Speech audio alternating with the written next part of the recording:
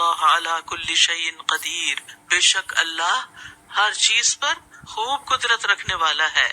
تو لکل وجہ، ہر شخص کسی نہ کسی کو فالو کر رہا ہے، اور اب تو فالو کرنے کا ٹرینڈ بہت زیادہ ہو گیا، اور لوگ اپنی ورتھ بھی اس میں دیکھتے ہیں کہ مجھے فالو کتنے کرتے ہیں، چاہے وہ کسی جھوٹی بات پر ہی کیوں نہ ہو۔ تو بات یہ ہے کہ زندگی میں ہر انسان کی کوئی نہ کوئی سمت اور مقصد ہوتا ہے جس کی طرف وہ بڑھتا ہے، اور وہ اپنی پوری محنت اور صلاحیت اس پہ صرف کرتا ہے۔ لیکن مومنوں کو کیا کہا گیا کہ ایسی سمت اختیار کرنا جو تمہیں جنت تک پہنچا دے، وہ راستہ اختیار کرنا جو جہنم سے بچا دے اور جنت کی طرف لے جائے۔ اور پھر وہ کون سا راستہ ہو سکتا ہے؟ نیکیوں کا راستہ، نیک کاموں کی طرف جلدی کرنا، دوڑنا، شوق رکھنا، ان کو اچھے طریقے سے ادا کرنا، ان کو پایا تکمیل تک پہنچانا، ان پر استقامت اختیار کرنا۔ ان میں یہ نہیں دیکھنا اچھا باقی لوگ کریں گے تو میں بھی کر لوں گا، نہیں، کوئی کر رہا ہے یا نہیں کر رہا وہ دوڑ لگا دیتے ہیں۔ ابن الجوزی کہتے ہیں انسان کو چاہیے کہ وہ اپنے زمانے کی فضیلت اور اپنے وقت کی قدر پہچانے، لہٰذا اس سے ایک لمحہ بھی عبادت کے علاوہ کسی اور کام میں ضائع نہ ہو، اور عبادت سے مراد اللہ کی اطاعت ہے، اور اسے قول اور عمل میں افضل سے افضل کام کو مقدم رکھنا چاہیے۔ یہ باتیں اب آئی ہیں نا کہ پرائرٹائز کریں، امپورٹنٹ چیز کو دیکھیں، اور پھر یہ کہ سب سے زیادہ اس کے اوپر اپنا وقت لگائیں، اپنا پرائم ٹائم، اپنی قوتیں، انرجیز، اپنی جوانی، اپنا دل دماغ۔ لیکن ابن الجوزی نے تو کئی سو سال پہلے یہ بات کر دی تھی، ہمارے علماء نے کوئی بات چھوڑی نہیں۔ وہ کہتے ہیں کہ افضل سے افضل کام کیا کریں اپنے اوقات میں، بہترین سے بہترین کام، چھوٹی موٹی چیزوں میں اپنا وقت نہیں لگایا کریں، اور انسان کی نیت ہمیشہ خیر پر رہنی چاہیے، نیکی کی تلاش میں رہنا چاہیے۔ ابو درداء کہتے ہیں جو شخص خیر کی تلاش میں رہتا ہے اسے وہ عطا کر دی جاتی ہے، اور جو شخص شر سے بچنا چاہتا ہے اسے بچا لیا جاتا ہے۔ تو خلاصہ یہی ہے کہ جب نیکی کے کام کرنے کا موقع ملے اسے فوری کر گزریں، کیونکہ بعض اوقات تاخیر کرنے سے، ٹلانے سے توفیق سلب ہو جاتی ہے، پھر انسان سے کام ہوتا ہی نہیں۔ وہ جیسے ایک محاورہ نا، ابھی نہیں تو کبھی نہیں۔ تو نیکی کا کام ابھی کر لو، اور پھر یہ ہے کہ جب کسی کے لیے کوئی خیر کی اپرچونٹی، نیکی کی اپرچونٹی آئے تو تیزی سے اس کو گریب کر لے، پتہ نہیں کس وقت وہ دروازہ بند ہو جائے، کیونکہ زندگی میں آفتیں اور رکاوٹیں اور فتنے اور بہت سی چیزیں آتی رہتی، اور موت سے تو کوئی شخص بھی بچا ہوا نہیں، کس وقت وہ آ جائے پکڑ کے لے جائے، پھر کیا کریں گے۔ اور نیکی کے کسی کام کو حقیر بھی نہیں سمجھنا چاہیے، اور نیکی کے ہر کام میں سبقت کس طرح، جیسے ابو بکر رضی اللہ عنہ نے کی۔ ایک دفعہ آپ نے فجر کی نماز کے بعد پوچھا آج تم میں سے کس نے روزہ رکھا؟ حضرت ابو بکر نے کہا میں نے۔ آج تم میں سے کون کسی جنازے پر گیا؟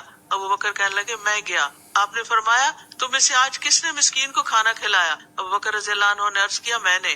آپ نے فرمایا تم میں سے آج کس نے مریض کی عیادت کی؟ ابو بکر رضی اللہ عنہ نے کہا میں نے۔ سبحان اللہ، فجر سے پہلے یہ سارے کام کر چکے تھے۔ تو رسول اللہ صلی اللہ علیہ وسلم نے فرمایا یہ سب کام جب کسی ایک آدمی میں جمع ہو جاتے ہیں، وہ یہ ساری نیکیوں کے کام کرتا ہے، تو وہ ضرور جنت میں داخل ہوگا۔ دنیا میں نیکیوں میں سبقت کرنے والا آخرت میں جنتوں کی طرف سبقت لے جانے والا ہوگا۔ آج ہی سبقت لے جانے والے بنے، اور نیکی کے جو کام پتہ چلے ان کو کر گزرے۔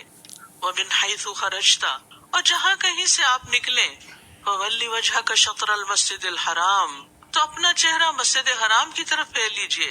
وَإِنَّهُ لَلْحَقُّ مِن رَبِّكَ، اور بے شک وہ البتہ حق ہے آپ کے رب کی طرف سے۔ وَمَا اللَّهُ بِغَافِلٍ عَمَّا تَعْمَلُونَ، اور اللہ اس سے غافل نہیں جو تم عمل کرتے ہو، ہرگز بھی اس سے غافل نہیں۔ تو اس سے پتہ چلتا ہے کہ سفر میں بھی قبلہ رخ ہونا ضروری ہے، اور پھر چہرے کا قبلے کی طرف کرنا تو اپنی جگہ اہم ہے، لیکن اس سے زیادہ اہم دل کا اللہ تعالی کی طرف متوجہ ہونا ہے، یعنی دل سے بھی رب کی طرف متوجہ ہو جائیں۔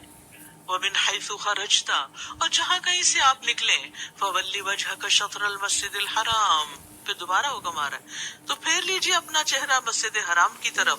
وَحَيْثُ مَا كُنْتُمْ، اور جہاں کہیں بھی تم ہو، فَوَلُّوا وُجُوهَكُمْ شَطْرَهُ، تو اپنے چہروں کو اسی کی طرف پھیر لو۔ لِأَلَّا يَكُونَ لِلنَّاسِ عَلَيْكُمْ حُجَّةٌ، تاکہ لوگوں کے لیے تم پر تمہارے خلاف کوئی حجت باقی نہ رہے۔ إِلَّا الَّذِينَ ظَلَمُوا مِنْهُمْ، سوائے ان کے جنہوں نے ان میں سے ظلم کیا۔ فَلَا تَخْشَوْهُمْ، تم ان سے مت ڈرو، وَاخْشَوْنِي، اور مجھ سے ڈرو۔ وَلِأُتِمَّ نِعْمَتِي عَلَيْكُمْ، اور تاکہ میں تم پر اپنی نعمت پوری کر دوں۔ وَلَعَلَّكُمْ تَهْتَدُونَ، اور تاکہ تم ہدایت پا جاؤ۔ تکرار کا کیا مقصد ہے؟ بار بار ایک ہی حکم کیوں آ رہا ہے؟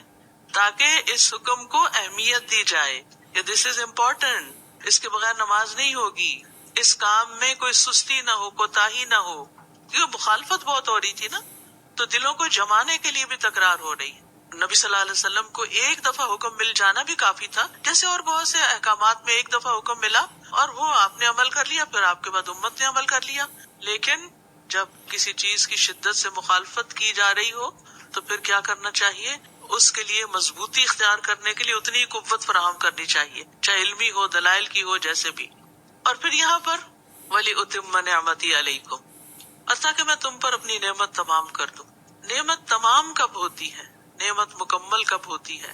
نعمت مکمل ہوتی ہے جب انسان اللہ کی اطاعت پر دنیا سے جاتا ہے، ورنہ دنیا میں آپ کو اچھے دن آئے نہیں آئے، کبھی نیکی کر لی کبھی نہیں کر لی، اور آخر میں اگر نیکی کی توفیق نہیں ہوئی، کلمہ نصیب نہیں ہوا، ابرار کا ساتھ نصیب نہیں ہوا، تو نعمت تمام نہیں ہوئی۔ کما ارسلنا فیکم رسولا منکم، جیسا کہ ہم نے تم ہی میں سے ایک رسول بھیجا۔ کون ہے وہ رسول جن کی بات ہو رہی ہے؟ محمد الرسول اللہ صلی اللہ علیہ وسلم۔ کیا کام تھے آپ کے فرائض منصبی کیا تھے؟ یتلو علیکم آیاتنا، وہ تم پر ہماری آیات تلاوت کرتا ہے، ویزکیکم، اور وہ تمہارا تزکیہ کرتا ہے، تمہیں پاک کرتا ہے، وَيُعَلِّمُكُمُ الْكِتَابَ، اور وہ تمہیں کتاب کی تعلیم دیتا ہے، وَالْحِكْمَةَ، اور حکمت کی تعلیم دیتا ہے، وَيُعَلِّمُكُم مَّا لَمْ تَكُونُوا تَعْلَمُونَ، اور وہ تمہیں اس چیز کی تعلیم دیتا ہے جسے تم جانتے نہیں تھے، جس کا تم علم نہیں رکھتے تھے، تمہیں وہ سکھاتا ہے جو تم نہیں جانتے تھے۔ تو اس آیت میں اللہ سبحانہ وتعالیٰ ایک وعدے اور ایک انعام کا ذکر کر رہے ہیں کہ اللہ تعالیٰ اپنے بندوں کو علم عطا کرتا ہے، انہیں وہ سب کچھ سکھاتا ہے جو وہ خود نہیں سیکھ سکتے، تاکہ ان کی دنیا اور آخرت میں رہنمائی ہو اور ان کی بھلائی ہو۔ اور یہ اللہ تعالیٰ کی نعمتوں کے مکمل ہونے کا ایک حصہ ہے، اور اس کے لیے اللہ تعالیٰ نے رسولوں کو بھیجا، اور ان میں سب سے آخر میں رسول اللہ صلی اللہ علیہ وسلم آئے، جن کے ذریعے دین کو مکمل کیا گیا، نعمت تمام کر دی گئی۔ الیوم اکملت لکم دینکم واتممت علیکم نعمتی، یہ ہے یہاں اتمام نعمت، رسول بھیج کر نعمت کا اتمام کر دیا گیا، اسے مکمل کر دیا گیا۔ اور ہم پر یہ نعمت کب مکمل ہوگی؟ جب ہم اپنے رسول سے یہ 4 چیزیں لے لیں۔ کیا کیا؟ کتاب کی تلاوت صحیح طور پر، کتاب کی تعلیم، حکمت کی تعلیم، اور تزکیہ، اور وہ باتیں جاننا جن کا ہمیں علم نہیں۔ اب دیکھیے کہ یہاں حکمت کتاب سے الگ آئی ہے، کتاب کا ذکر الگ ہے، حکمت کا الگ۔ تو حکمت اصل میں تعلیم کتاب کا نتیجہ ہوتی ہے اور کتاب پر عمل کرنے کا طریقہ ہوتی ہے، اور اسی لیے علماء نے اس سے مراد سنت لی۔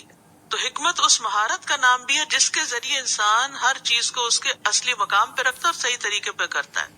اور احکام اور ہدایات کا مقصد کیا ہے وہ جاننا بھی حکمت کہلاتا ہے۔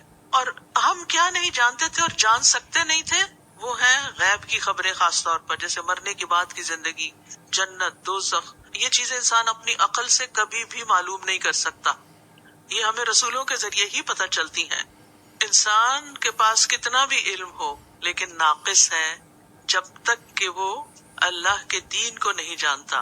انسان کی کمی کوتاہی کو اللہ کا دین مکمل کرتا ہے، یعنی علم کے اندر۔ آپ دیکھیں دنیا میں بڑے بڑے سائنٹسٹ، فلاسفرز، شاعر، بڑے بڑے رائٹرز، آتھرز، پتہ نہیں کون کون گزرے ہیں، بڑے بڑے بادشاہ، کانکررز، لیکن انہوں نے جو کچھ بھی کیا وہ جزوی ہے، اتمام نعمت نہیں ہوئی۔ اتمام نعمت ہوتی ہے جب علم اس حد تک پہنچے جہاں انسان کی قوتیں ختم ہو جائیں، نہ وہ تجربے سے حاصل کر سکتا ہے، نہ وہ کسی کے مشورے سے حاصل کر سکتا، نہ کسی انسان کی تعلیم سے، نہ کسی کی عقل سے، نہ کسی کے تھاٹ سے، وہ وحی الہی مکمل کرتی ہے۔ تو اس لیے آپ دنیا میں جتنا پڑھنا چاہے پڑھیں، جو بھی نفع مند علم ہے، لیکن قرآن و سنت کو کبھی بھی نہ چھوڑیں، کیونکہ یہ روشنی ہے جو اس علم کے بھی صحیح اور غلط میں آپ کو ڈفرینشیٹ کرنا سکھائے گی۔ یہ کرائیٹیرین ہے۔ فَاذْكُرُونِي أَذْكُرْكُمْ، بس یاد کرو مجھے، میں تمہیں یاد کروں گا۔ وَاشْكُرُوا لِي وَلَا تَكْفُرُونَ، اور میرا شکر ادا کرو اور تم میری ناشکری نہ کرو۔ سبحان اللہ، کتنی بڑی سعادت ہے ذکر کرنے والوں کے لیے کہ انہیں اللہ تعالیٰ یاد کرتا ہے، اور جس کو اللہ یاد کرے تو پھر اس کے تو کیا ہی کہنے۔ پھر تمہیں کون سا غم آ سکتا ہے جب اللہ تمہیں یاد کر رہا ہو؟ کون سا خوف تمہیں بے چین کر سکتا ہے جب وہ تمہیں یاد کرتا ہو؟ لیکن وہ کب یاد کرتا ہے؟ جب تم صرف روتے نہیں اور پریشان نہیں ہوتے بلکہ اس کو یاد کرتے ہو. اور پھر یاد کے ساتھ ساتھ شکر ادا کرنا اس پر، ہر نعمت پر جو ہمیں ملی ہے. اور یہ مخلوق کی زندگی کا مقصد ہے. قرآن اس سے شروع ہوتا ہے الحمدللہ، پہلا سبق ہے قرآن کا. تو ذکر جو ہے یہ شکر میں اضافہ کرتا ہے، اور شکر ذکر کی یاد دلاتا ہے. تو یہ دونوں ایک دوسرے کے لیے لازم و ملزوم ہے. ذکر دل اور زبان سے ہوتا ہے، اور شکر دل سے محبت، اللہ کی طرف رجوع، زبان سے اللہ کی تعریف، اور جوارح سے اللہ کی اطاعت اور اللہ کے دین کی خدمت. وَلِكُلٍّ وِجْهَةٌ هُوَ مُوَلِّيهَا فَاسْتَبِقُوا الْخَيْرَاتِ أَيْنَمَا تَكُونُوا يَأْتِ بِكُمُ اللَّهُ جَمِيعًا إِنَّ اللَّهَ عَلَى كُلِّ شَيْءٍ قَدِيرٌ. وَمِنْ حَيْثُ خَرَجْتَ فَوَلِّ وَجْهَكَ شَطْرَ الْمَسْجِدِ الْحَرَامِ وَإِنَّهُ لَلْحَقُّ مِنْ رَبِّكَ وَمَا اللَّهُ بِغَافِلٍ عَمَّا تَعْمَلُونَ. وَمِنْ حَيْثُ خَرَجْتَ فَوَلِّ وَجْهَكَ شَطْرَ الْمَسْجِدِ الْحَرَامِ وَحَيْثُ مَا كُنْتُمْ فَوَلُّوا وُجُوهَكُمْ شَطْرَهُ لِئَلَّا يَكُونَ لِلنَّاسِ عَلَيْكُمْ حُجَّةٌ إِلَّا الَّذِينَ ظَلَمُوا مِنْهُمْ فَلَا تَخْشَوْهُمْ وَاخْشَوْنِي وَلِأُتِمَّ نِعْمَتِي عَلَيْكُمْ وَلَعَلَّكُمْ تَهْتَدُونَ. كَمَا أَرْسَلْنَا فِيكُمْ رَسُولًا مِّنكُمْ يَتْلُو عَلَيْكُمْ آيَاتِنَا وَيُزَكِّيكُمْ وَيُعَلِّمُكُمُ الْكِتَابَ وَالْحِكْمَةَ وَيُعَلِّمُكُم مَّا لَمْ تَكُونُوا تَعْلَمُونَ. فَاذْكُرُونِي أَذْكُرْكُمْ وَاشْكُرُوا لِي وَلَا تَكْفُرُونَ. یا ایھا الذین آمنوا استعینوا بالصبر والصلاۃ، اے لوگو جو ایمان لائے ہو، صبر اور نماز سے مدد حاصل کرو. ان اللہ مع الصابرین، بے شک اللہ صبر کرنے والوں کے ساتھ ہے. یعنی ذکر، شکر کے بعد صبر. جس کو یہ تین کام آ گئے نا وہ تر گیا. ذکر کی عادت اور مسلسل ذکر کی عادت، ہر وقت کچھ نہ کچھ زبان سے اور دل سے اللہ کی یاد میں مصروف رہے انسان، اللہ ہے کہ کسی اور ضرورت کے تحت بولنا پڑے یا کام کرنا پڑے. اور پھر ہر وقت دل میں خوشی، شکر، نعمتوں کو یاد کرتا رہے. اور تیسرا یہ کہ جب کوئی تکلیف آ جائے تو صبر کرے. صبر کیا ہے؟ نفس کو گھبراہٹ اور بے صبری میں پڑنے سے اور ناراض ہونے سے روک دینا. ٹھیک ہے؟ کس کس سے؟ گھبراہٹ نکالنا اپنے اندر سے، بے صبری میں پڑنے سے اور اللہ سے اور بندوں سے ناراض ہونے سے اپنے آپ کو روکنا، کنٹرول کرنا، سیلف کنٹرول. اور زبان کو شکوہ کرنے سے روک دینا، اور اعضاء کو ایسے کاموں، ایسی حرکتوں سے روک دینا جو قابل تعریف نہ ہوں، جن کی وجہ سے آپ دوسروں کی نظروں میں ہی گر جائیں. ایسی حرکتیں نہیں کرنی تکلیف میں. تو مصیبت کے وقت اچھا ادب، اچھا اخلاق، اچھے مینرز کو قائم رکھنا بھی صبر ہے. اللہ تعالیٰ کے احکامات پر ثابت قدم رہنا بھی صبر ہے. آزمائشوں کو خندہ پیشانی اور سکون کے ساتھ قبول کرنا بھی صبر ہے. تو آزمائش میں صبر اور نماز دو طاقتور سہارے ہیں. جب بھی تکلیف آئے، جب بھی گھبراہٹ آئے، جب بھی پریشانی ہو، لوگوں سے جھگڑنے کی بجائے اور لوگوں کو پریشان کرنے کی بجائے بس اللہ کی طرف فوراً رجوع کریں. وَلَا تَقُولُوا لِمَن يُقْتَلُ فِي سَبِيلِ اللَّهِ أَمْوَاتٌ، اور جو لوگ اللہ کی راہ میں مارے جائیں انہیں مردہ نہ کہو، بل احیاء، بلکہ وہ زندہ ہیں، وَلَٰكِن لَّا تَشْعُرُونَ، لیکن تم شعور نہیں رکھتے. تمہیں نہیں معلوم.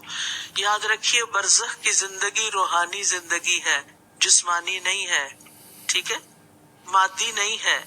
جہاں پیچھے صبر اور نماز کا ذکر آیا، وہاں یہاں شہادت کا تذکرہ کر کے یہ سمجھایا گیا کہ یہ اللہ کے راستے میں آنے والی سب سے بڑی مصیبت ہے کہ آپ اپنی جان دے دیں. یعنی موت ایک حقیقت ہے، لیکن کچھ لوگوں کے لیے موت ایک نعمت ہے اور زندگی ہے. وہ مر کے بھی نہیں مرتے. وہ کون ہے؟ جو اللہ کے راستے میں اپنی جان دیتے ہیں. لیکن ان کی زندگی تمہاری سمجھ میں نہیں آئے گی، کیونکہ وہ زندگی دنیا پر نہیں ہوتی، وہ ایک مختلف زندگی ہے. یعنی تمہاری یہ نگاہیں اس شہید کو ایک لاش کی طرح دیکھتی ہیں، لیکن اس کے پیچھے اس کو ملنے والے انعامات اور اس کی کیفیات کو آپ نہ دیکھ سکتے ہیں نہ سمجھ سکتے ہیں. اور احادیث میں بڑی تفصیل سے ان کا ذکر آتا ہے کہ ان کو کیا کیا نعمتیں ملتی ہیں مرنے کے بعد. اور پھر صبر کا ذکر کرنے کے بعد مزید فرمایا وَلَنَبْلُوَنَّكُمْ بِشَيْءٍ مِّنَ الْخَوْفِ وَالْجُوعِ، اور البتہ ہم ضرور آزمائیں گے تمہیں کسی بھی چیز کے ساتھ، خوف سے اور بھوک سے، وَنَقْصٍ مِّنَ الْأَمْوَالِ، اور مالوں میں سے کمی کر کے، وَالْأَنفُسِ، اور جانوں سے، وَالثَّمَرَاتِ، اور پھلوں سے، وَبَشِّرِ الصَّابِرِينَ، اور خوشخبری دے دیجئے صبر کرنے والوں کو. اگر ہم یہ سمجھ جائیں نا کہ یہ دنیا آرام گاہ نہیں ہے، آرام کرنے کے لیے نہیں ہے، کام کرنے کے لیے، کچھ کرنے کے لیے، آگے جانے کے لیے ہے، آگے کی تیاری کرنے کے لیے ہے، تو پھر چھوٹی چھوٹی مصیبتوں اور بڑی مصیبتوں پر ہم بہت نہ گھبرائیں. انسان سوچے کہ بس یہ سب وقت کے ساتھ ختم ہو جائے گا. آزمائش کا مقصد کیا ہوتا ہے؟ اللہ تعالیٰ نے خود ہی بتا دیا میں ضرور تمہاری آزمائش کروں گا، میں ضرور تمہارا امتحان لوں گا. کیوں دنیا میں کیوں ٹیسٹ کیا جا رہا ہے؟ تاکہ مومن اور منافق کا فرق پتہ چلے، مخلص اور دھوکے باز کا فرق پتہ چلے، انسانوں کے گناہ مٹ جائیں، کیونکہ ہر تکلیف انسان کے لیے کیا کرتی ہے؟ اس کے گناہ صاف کرتی ہے.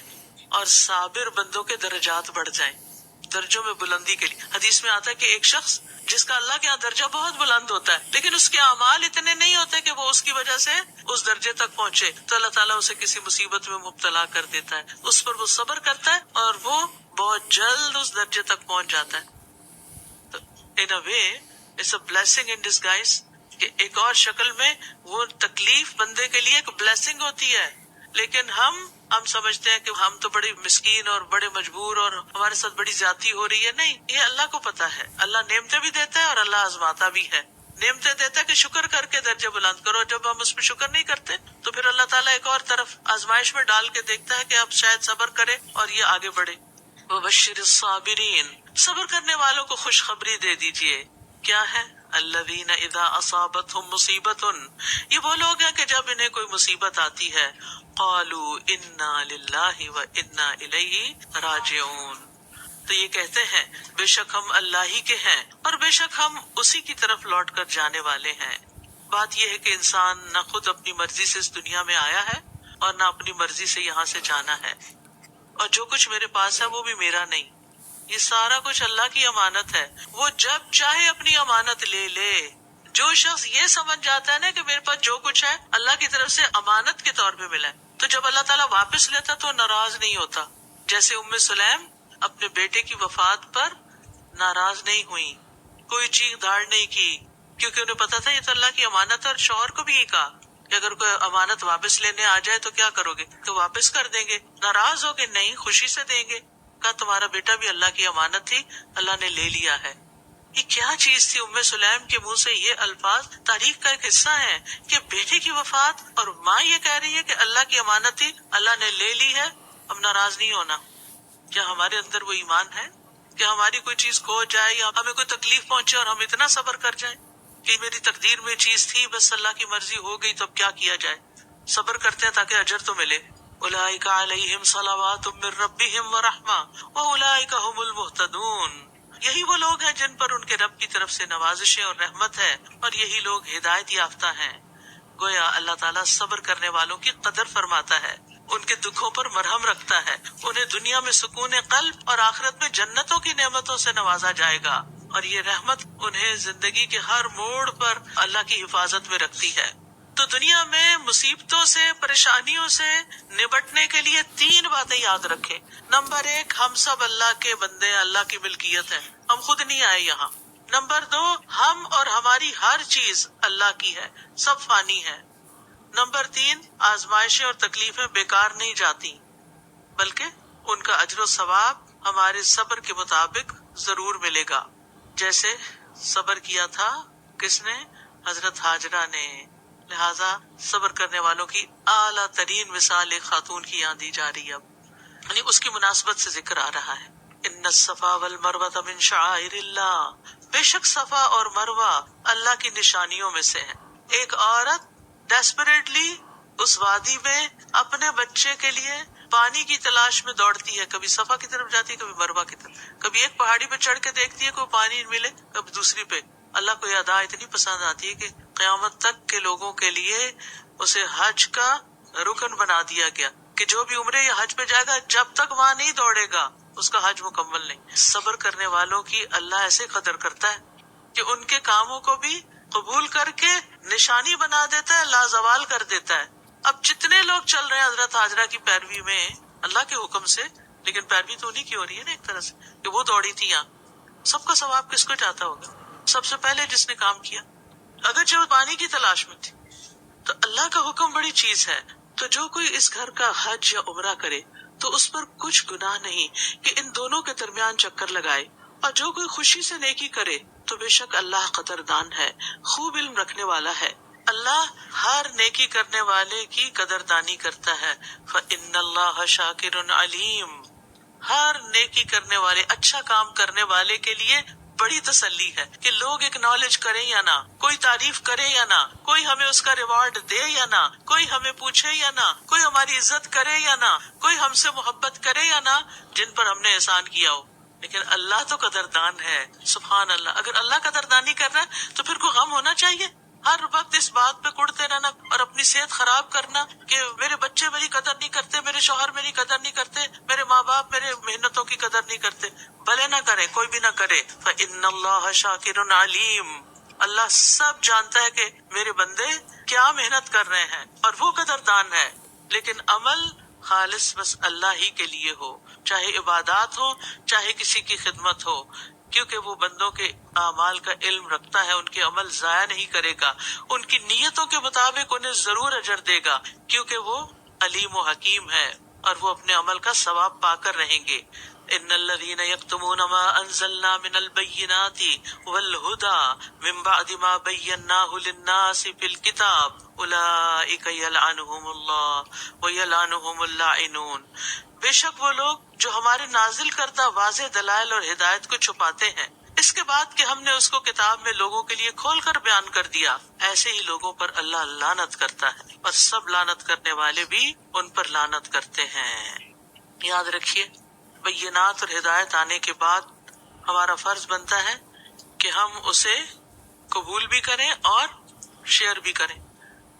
جو لوگ حق کو چھپاتے ہیں صرف اپنے مخصوص فائدوں کو حاصل کرنے کے لیے، اور خصوصاً اہل علم اگر حق کو چھپاتے ہیں تو ان کے لیے بہت سخت وعید ہے۔ یہاں پر جو بات اللہ تعالیٰ نے جیسے فرمائی ہے نا اس کو ویسے ہی بیان کرنا چاہیے، اس کے منمانے مطلب نہیں نکالنے چاہیے، اس میں تحریف نہیں کرنی چاہیے، تبدیلیاں نہیں کرنی چاہیے۔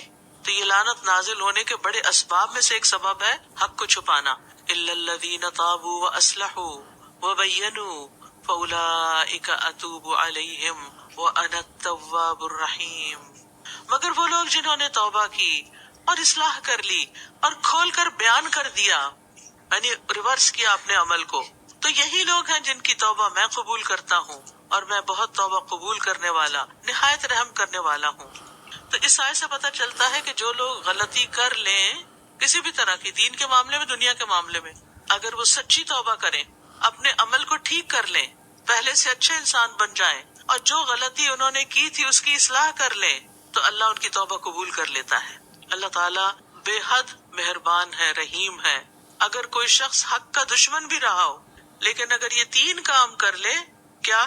سچی توبہ، اپنے عمل کی اصلاح اور جو غلط کیا تھا اس کو واپس ٹھیک کر دینا، تو اللہ تعالیٰ معاف کر دینے والا ہے، کیونکہ یہاں پر شرط بتائی جا رہی کہ توبہ کے ساتھ اصلاح ضروری ہے۔ اگر آپ پھر وہی حرکتیں کرنے شروع ہو گئے تو پھر توبہ قبول نہیں۔ ان الذین کفروا، بے شک وہ لوگ جنہوں نے کفر کیا، وماتوا وہم کفار، اور وہ مر گئے اس حال میں کہ وہ کافر تھے۔ کفر ہی کی حالت میں موت آ گئی. اولئک علیہم لعنت اللہ، ایسے ہی لوگوں پر اللہ کی لعنت ہے. والملائکہ، اور فرشتوں کی. والناس اجمعین، اور سارے انسانوں کی بھی. کفر کی حالت میں موت آنا سخت سزا کا سبب ہے. اسی لیے جو لوگ ریورٹس ہوتے ہیں نا، جب ان کے ماں باپ یا عزیز پیارے اسلام نہیں قبول کرتے تو ان کی وفات پر انہیں ان کی جدائی سے زیادہ اس بات کا غم ہوتا ہے کہ وہ کفر کی حالت میں فوت ہوئے. یعنی ایسے لوگوں کے لیے اللہ کی پھر رحمت نہیں آئے گی. خالدین فیہا، یہ ہمیشہ اسی لعنت میں رہنے والے ہیں. لا یخفف عنہم العذاب، نہ تو ان سے عذاب ہلکا کیا جائے گا. ولا هم ينظرون، اور نہ ہی وہ مہلت دیے جائیں گے، کیونکہ توبہ کرنے یا اپنی حالت درست کرنے کی مہلت ختم ہو چکی ہے، اس کا وقت ختم ہو گیا. توبہ موت سے پہلے پہلے ہوتی ہے. موت کے آثار نظر آ جائے تو پھر نہیں ہوتی توبہ قبول. وَإِلَٰهُكُمْ إِلَٰهٌ وَاحِدٌ لَا إِلَٰهَ إِلَّا هُوَ الرَّحْمَٰنُ الرَّحِيمُ، اور الہ تمہارا ایک ہی الہ ہے، بس ایک ہی ہے. لا الہ الا ہو، نہیں کوئی الہ برحق مگر وہی. تم سب کا معبود ایک ہی معبود ہے، اس کے سوا کوئی معبود نہیں. کون ہے وہ بڑا مہربان نہایت رحم کرنے والا ہے.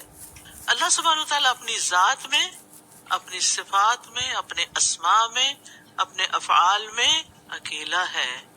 اس کا کوئی شریک نہیں، اس کے علاوہ کوئی خالق مالک مدبر نہیں. عبادت کی تمام صورتیں صرف اور صرف اللہ ہی کے ساتھ خاص ہیں. صرف وہی مستحق ہے کہ سب سے بڑھ کر اسی سے محبت کی جائے، سب سے زیادہ اسی سے ڈرا جائے، سب سے زیادہ امیدیں اس سے لگائی جائیں، سب سے زیادہ تعظیم اسی کی جائے، سب سے بڑھ کر توکل اسی پر کیا جائے، اور اسی طرح سب سے زیادہ اسی کی بات مانی جائے، اطاعت کی جائے. سب سے بڑا ظلم اور سب سے بڑی برائی کیا ہے کہ اس سے منہ موڑ کے اور لوگوں کو خوش کرنے اور ہستیوں کی طرف انسان چل پڑے. اللہ سبحانہ وتعالیٰ کو اپنی زندگی میں سب سے اوپر رکھیں، یعنی پرائرٹی پر. اللہ سب سے بڑا ہے، اللہ اکبر، اللہ سب سے بڑا ہے. یعنی اپنے آپ کو یقین دہانی، اور خاص طور پر جب اذان سنتے ہیں نا، شعور کے ساتھ سنا کریں. کتنی دفعہ یہ ریپیٹ ہوتا ہے نا، اللہ اکبر اللہ اکبر اللہ اکبر اللہ اکبر، پھر اینڈ میں اللہ اکبر اللہ اکبر. 5 دفعہ ہمیں یاد دہانی کرائی جاتی ہے. لوگوں یاد رکھو اللہ سب سے بڑا ہے، وہی عبادت کے لائق ہے. کیونکہ جس کو ہم واقعی بڑا سمجھتے ہیں نا، پھر اس کے آگے جھک جاتے ہیں، پھر ہمیں کوئی مشکل نہیں ہوتی اس کی بات ماننے میں.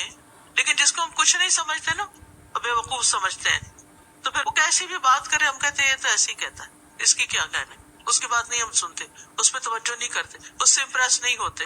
حیرت کی بات ہے، جس رب نے سب کچھ بنایا ہم اس سے متاثر ہی نہیں ہیں، ہمارے دل میں اس کی محبت ہی نہ ہو. اس کا مطلب ہمارا دماغ صحیح کام ہی نہیں کر رہا. يا أيها الذين آمنوا استعينوا بالصبر والصلاة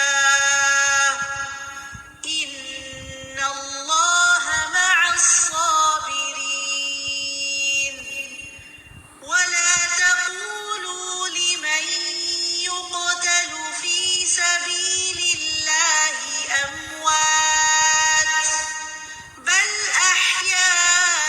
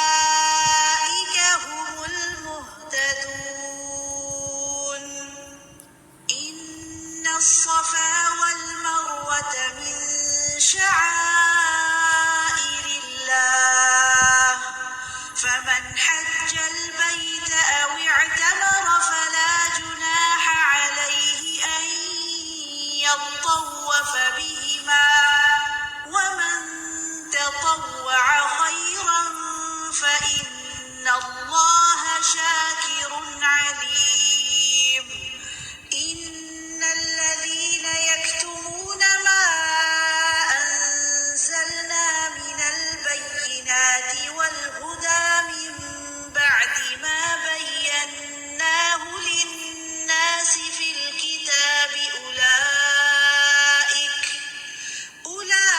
أولئك يلعنهم الله ويلعنهم اللاعنون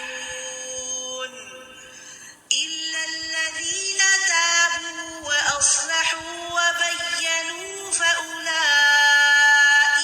أتوب عليهم وأنا التواب الرحيم إن الذين كفروا وماتوا وهم كفار أولئك عليهم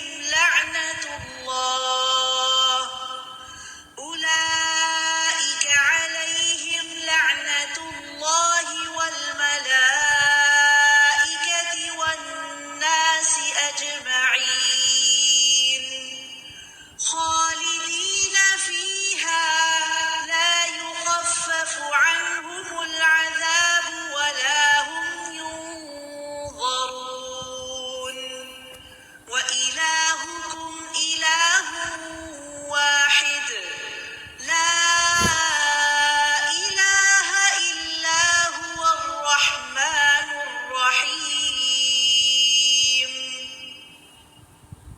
اور پھر اللہ تعالیٰ کی معرفت اس کی تخلیق کی نشانیوں سے